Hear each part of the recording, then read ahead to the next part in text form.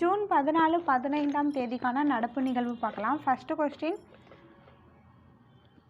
G7 மாநாடு இது எங்கே நடக்குது அப்படின்னா 50வது G7 மாநாடு இது. ஸோ இதுக்கு முன்னாடி ஒரு கொஸ்டின் பார்த்தீங்க அப்படின்னா இந்த COP26, 27, 28 இந்த வருஷம் 29 நடக்க போகுது. இந்த சமிட் பற்றி நீங்கள் பார்த்துருப்பீங்க. அது வந்து என்ன அப்படின்னா சுற்றுச்சூழல் சம்மந்தமான ஐநாவின் கீழ் நடைபெறும் மிகப்பெரிய பருவநிலை மாநாடு தான் காப் மாநாடு அப்படின்னு சொல்லுவாங்க. அதை எப்படி கேட்டிருந்தாங்க அப்படின்னா அது எந்த நகரில் நடந்துச்சு, எந்த கண்ட்ரின்னு கேட்கல, அது எந்த நகர் அப்படின்னு கேட்டிருந்தாங்க. அதே போல் இந்த கொஸ்டின் கேட்கணும் அப்படின்னா நம்ம பார்த்து வச்சுக்கலாம். இது எந்த நகரில் நடைபெற்றது அப்படின்னா 50வது மாநாடு, 50வது G7 மாநாடு இத்தாலியின் பசானோ நகர், இத்தாலியில் உள்ள அபுலியா மாகாணம் பசானோ நகரில் நடைபெற்றது. பசானோ நகர். ஓகேவா. அடுத்தது இந்த 7 கண்ட்ரி என்னென்ன அப்படின்னா இதை நம்ம ஆல்ரெடி சொல்லியிருப்பேன். America, Britain, Germany, France, Italy, Japan, Canada, மொத்தம் 7 நாடுகள். அதனால தான் இது G7 நாடுன்னு சொல்லுவாங்க. ஸோ நமக்கு வந்து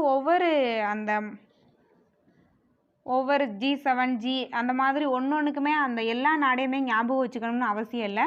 நம்ம எக்ஸாமுக்கு அந்த எக்ஸாம் டைமில் எந்த மாநாடு நடந்திருக்கோ அந்த மாநாட்டில் இருக்க கண்ட்ரியை மட்டும் நம்ம பார்த்தாவே போதும். இப்போ ஏசியன் நாடுகள் அது எல்லாத்தையுமே படிக்கணுன்ற அவசியம் இல்லை. இப்போது ஃபஸ்ட்டு இந்த வருஷத்தில் நடந்திருக்க மாநாடு அப்படின்னா இந்த G7 மாநாடு தான்.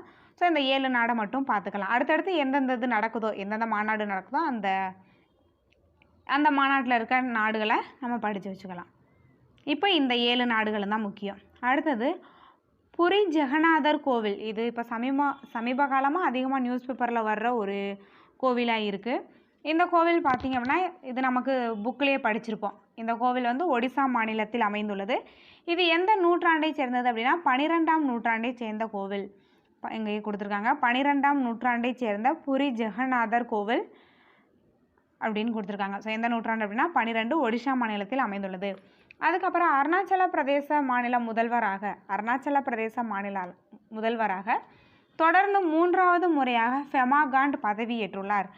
தொடர்ந்து 3வது முறையாக அவர் தான் அங்கே வந்து முதல்வராக இருக்கார். அருணாச்சல பிரதேச மாநிலம் வடகிழக்கு மாநிலங்களுள் ஒன்றான அருணாச்சல பிரதேசம். ஓகே, இவரை நியமனம் செய்கிறது அந்த மாநிலத்தோட ஆளுநர் தான். என்ன விதிப்படி நியமனம் செய்வாங்க அப்படின்னா 164ல் 1. ஸோ இனிமேல் நமக்கு இது வந்து மறக்காது. 164ல் 1 என்ன அப்படின்றது மறக்காது. அடுத்த நியூஸ் வந்து தேசிய பாதுகாப்பு ஆலோசகராக 3வது முறையாக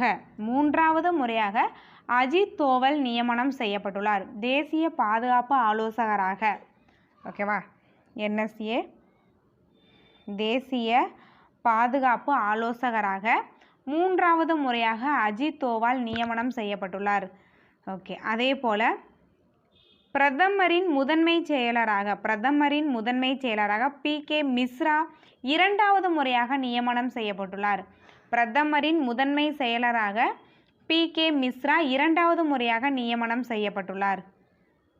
ஓகே, அடுத்தது GST கவுன்சிலோட 53வது கூட்டம். GST கவுன்சிலின் 53வது கூட்டம் ஜூன் 22ஆம் தேதி டெல்லியில் நடைபெற உள்ளது. ஸோ இது ஒரே ஒரு கவுன்சில் கூட்டம் தான் மதுரையில் நடைபெற இருந்துச்சு. அதுவும் ஒரு பெரிய பிரச்சனையாகி காணொலி வாயிலாகவே அதை நடத்தியிருப்பாங்க. சரி, ஓகே, இது வந்து 53வது கூட்டம் ஜூன் 22. ஸோ இதில் ஒரு முக்கியமான ஒன்று கொடுத்துருக்காங்க.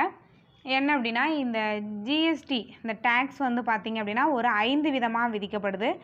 0%, 5%, 12%, 18%, 28% அப்படின்னு விதிக்கப்படுது. ஓகேவா. இதில் வந்து நமக்கு 4 விதமும் கொடுத்துருக்காங்க.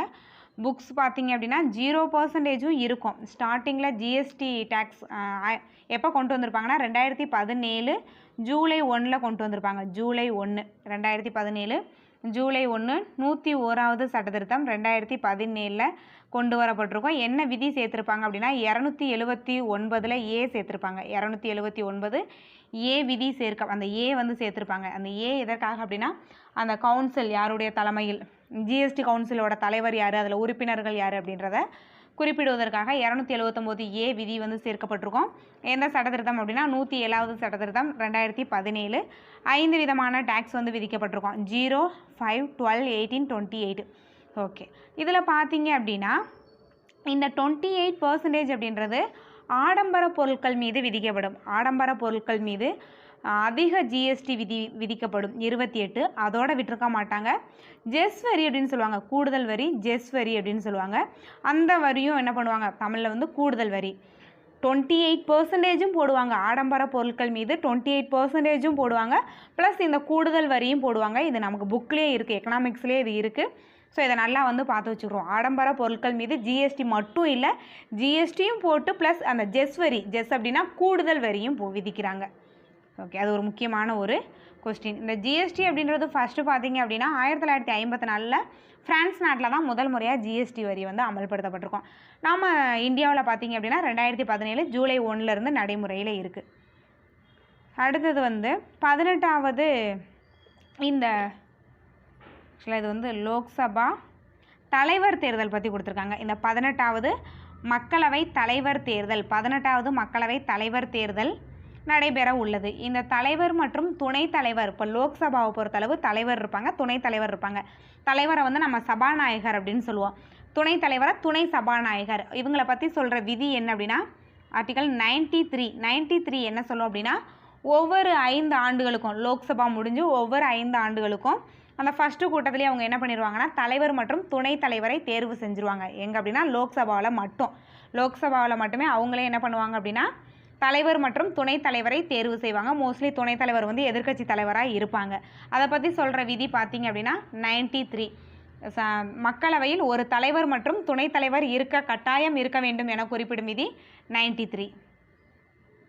ஓகே, அடுத்து இதில் என்ன கொடுத்துருக்காங்கன்னா இதுதான் அதிக மொத்த தொகுதி. லோக்சபாவில் மொத்த தொகுதி வந்து 543. இந்த +2 ஆங்கிலேய இந்தியர் அப்படின்றது நடைமுறையிலேயே இல்லை. இதை நம்ம மறந்துடணும். சொல்லப்போனால் இதை நம்ம மறந்துடணும். ஏன் அப்படின்னா 104வது சட்டத்திருத்தம் 2020 இதை என்ன பண்ணிடுவாங்கன்னா கேன்சல் பண்ணிடுவாங்க. 2020 104வது சட்டத்திருத்தம் இந்த 2 ஆங்கிலேய இந்தியரை வந்து லோக்சபாவில் வந்து அப்பாயின்மெண்ட் பண்ணுவாங்க குடியரசுத் தலைவர். இந்த நடைமுறை வந்து 2020 104வது சட்டத்திருத்தத்துலேருந்து நடைமுறையிலேயே இல்லை. இப்போ பார்த்தீங்க அப்படின்னா 543, அதுவும் ஒவ்வொரு தொகுதியிலேருந்து தான். இந்தியா ஃபுல்லாக இருக்கிற 543 தொகுதிகளிலேருந்து மக்கள் நேரடியாக ஓட்டு போட்டு வந்து அனுப்புகிறாங்க. ஓகே, அடுத்த நியூஸ் வந்து ஒரு ஸ்போர்ட்ஸ் நியூஸ். என்ன அப்படின்னா ஸ்லோவேனியாவில் நடைபெற்ற 3 ஸ்டார் கிராண்ட் ப்ரீ குதிரை ஏற்ற போட்டியில் இந்தியாவில் சுருதி ஓரா முதலிடம் பிடித்துள்ளார். இந்த போட்டியில் முதலிடம் பெற்ற முதல் இந்தியருமே இவங்க தான். முதல் இந்தியர் அப்படின்ற வரலாற்று சாதனையை படைச்சிருக்காங்க. முதல் இந்தியர் அப்படின்ற போது இது ஒரு முக்கியமான ஒரு கொஸ்டின் தான். அடுத்தது கல்லூரி மாணவர்களுக்கான 1000 ரூபாய் வழங்கும் திட்டம். அந்த திட்டத்தோட பேர் பார்த்திங்க அப்படின்னா தமிழ் புதல்வன் திட்டம். இந்த ஸ்கீம் வந்து பார்த்திங்க அப்படின்னா 2024-25 இந்த வருஷத்துக்கான பட்ஜெட்டில் வந்து அனௌன்ஸ் பண்ணியிருப்பாங்க. தமிழ் புதல்வன் அப்படின்ற ஒரு திட்டம் வந்து செயல்படுத்தப்படும்.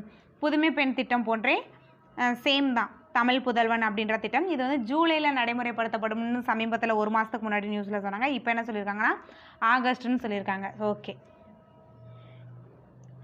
தமிழ் புதல்வன் திட்டம் வரும் ஆகஸ்ட் மாதம் முதல் தொடங்கப்படும் என முதல்வர் அறிவித்துள்ளார் அப்படின்னு கொடுத்துருக்காங்க. இது என்ன அப்படின்னா அரசு பள்ளிகளில் 6 முதல் +2 வகுப்பு வரை படித்து கல்லூரிகளில் சேர்க்கை பெற்றுள்ள மாணவர்களின் வங்கி கணக்கில் மாதம் ரூபாய் 1000 வரவு வைக்கப்பட உள்ளது. So again one time read பண்ணுறேன் பாருங்கள். ஏன் அப்படின்னா கூற்று 1 தமிழ் புதல்வன் திட்டம்னு கொடுத்து 2024 தொடங்கப்பட்டதுன்னு கொடுத்து கூற்று 2 வந்து என்ன பண்ணிடுவாங்கன்னா அந்த கண்டிஷனை வந்து கொடுத்துருவாங்க. ஏன் அதை சொல்கிறேன் அப்படின்னா இப்போ சமீபத்தில் குரூப் 4 எக்ஸாமில் இதே கொஸ்டின் கேட்டிருந்தாங்க.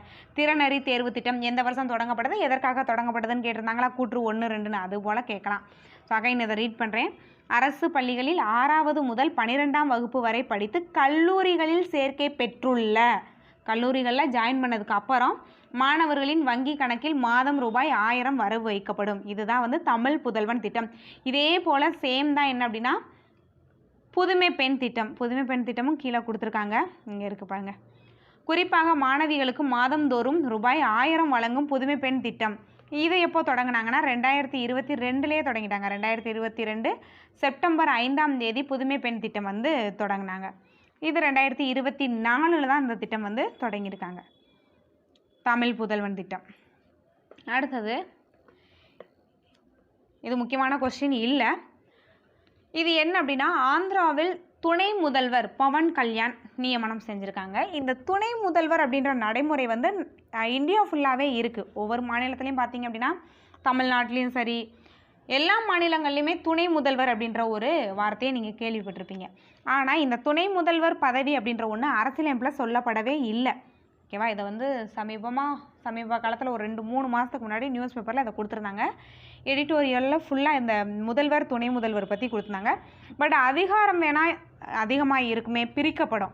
அதிகாரம் வந்து முதல்வர் துணை முதல்வர்னு பிரிக்கப்படுமே தவிர அரசியலமைப்பில் துணை முதல்வர்ன்ற ஒரு பதவியை குறிப்பிடப்படவே இல்லை.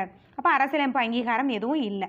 ஓகே, அடுத்தது வந்து இதில் ஒரு ஆக்ட் இருக்குது. இது வந்து ஆல்ரெடி பார்த்திங்க அப்படின்னா 2023 ஒரு எக்ஸாமில் கேட்டிருந்தாங்க. 2023 ஜனவரியில் நடந்த குரூப் 3 எக்ஸாம் நினைக்கிறேன். அந்த எக்ஸாமில் இந்த கொஷின் கேட்டிருந்தாங்க. என்ன அப்படின்னா, நதிநீர் தீர்ப்பாய சட்டம். ஓகேவா? நதிநீர் தீர்ப்பாய சட்டம் எந்த வருஷம் அப்படின்னா 1954. நதிநீர் தீர்ப்பாய சட்டம் 1956 1956. அந்த சட்டம் என்ன சொல்லும் அப்படின்னா, நதிநீர் பிரச்சனைக்கு தீர்வு காண தீர்ப்பாயம் அமைக்க கோரி மத்திய அரசை மாநில அரசு அணுக முடியும். ஓகேவா? இப்போ நமக்கும் கர்நாடகாவுக்கும் பிரச்சனை அப்படின்னா நம்ம என்ன பண்ணலாம் அப்படின்னா மத்திய அரசை வந்து அணுகலாம். ஒரு தீர்ப்பாயம் அமைக்க சொல்லி நம்ம மத்திய அரசை வந்து அணுகலாம். அதை பற்றி சொல்கிற ஆக்ட் தான் வந்து நதிநீர் தீர்ப்பாய சட்டம் 1956. ஓகே, முக்கியமான கரண்ட் அஃபேர்ஸ் 2 நாளைக்கு சேர்த்து நம்ம பார்த்துட்டோம். தேங்க்யூ.